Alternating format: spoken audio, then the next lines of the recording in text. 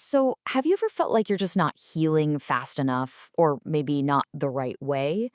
It's this pressure, right, that so many of us feel, especially in a world that just loves a good before and after story. Well, today we're going to explore a different path, one that isn't about hitting some impossible standard of perfection, but is all about the gentle art of embracing wholeness. Wow. Just let that one sink in for a second. Healing is about wholeness, not perfection. This single idea is really the heart of everything we're going to talk about. It's a huge shift away from that constant pressure to be fixed. And, it's a move toward a path that is softer, messier, and, well, way more human. It's a beautiful idea, isn't it? But what does it actually mean to live this way? I mean, how do we stop chasing this ghost of perfection and start embracing wholeness in our real everyday lives? Okay, let's break it down together. All right, first up, let's talk about the story we're so often sold, the perfection myth. It's this idea that healing has some kind of neat and tidy finish line, where we pop out as this shiny, fixed version of ourselves, completely untouched by our past. And let's just be real about what this is. It's perfectionism hiding in a self-help costume.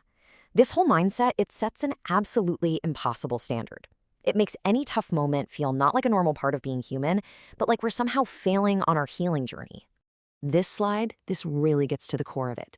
On one side, you've got perfectionism whispering, I'll be lovable when I get it right. It makes our worth totally conditional. But now look at the other side. Wholeness says, I'm lovable even as I stumble. See, that's unconditional. And that difference, it's everything. And here's the crucial shift. Healing isn't about trying to erase our messy, complicated humanity. It's about making more room for all of it. Wholeness gets it. It understands that bad days, setbacks, tears, doubts, these aren't signs you're failing. Nope, they're signs you're living. It all belongs.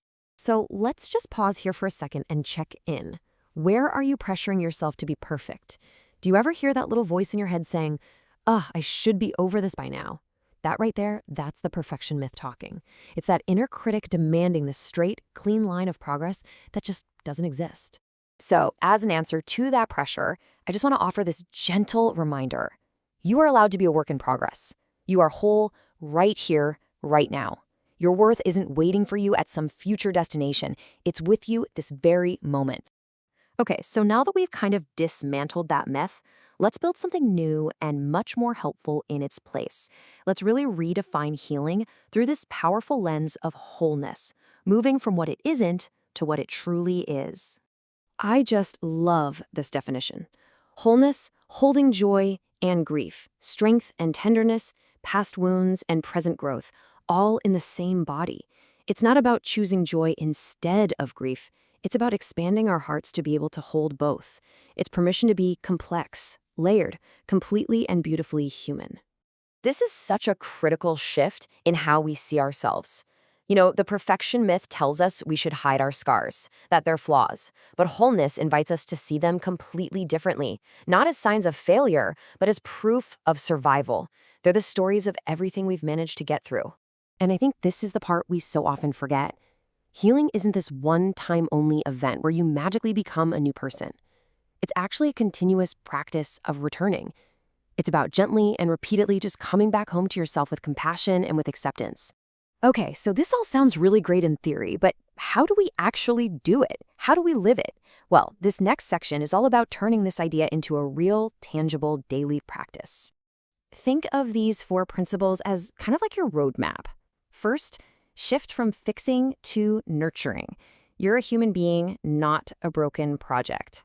Second, try to choose compassion over criticism, especially when that inner critic gets really loud.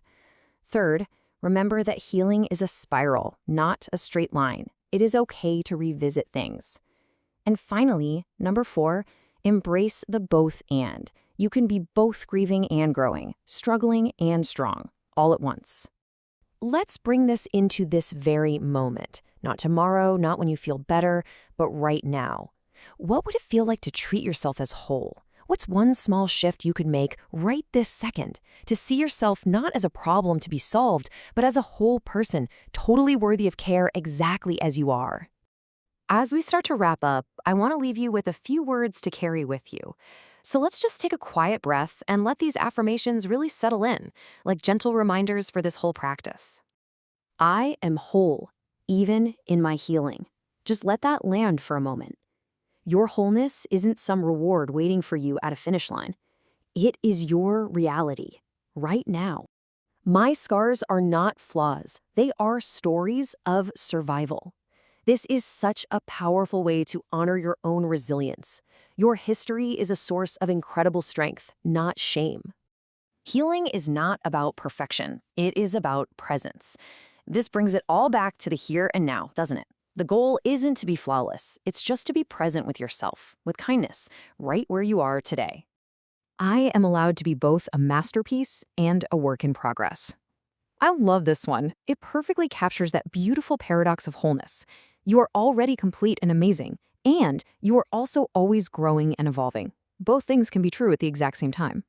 And look, if you take away just one single thing today, please let it be that right here. You don't need to be finished to be whole. Your worth is not pending. You are whole, right now, in the middle of all of it. And that's our final thought. Just a gentle, empowering question to carry with you into your day. It's not about making some grand gesture, but maybe just finding one small way to return to yourself with kindness. Thanks so much for joining me.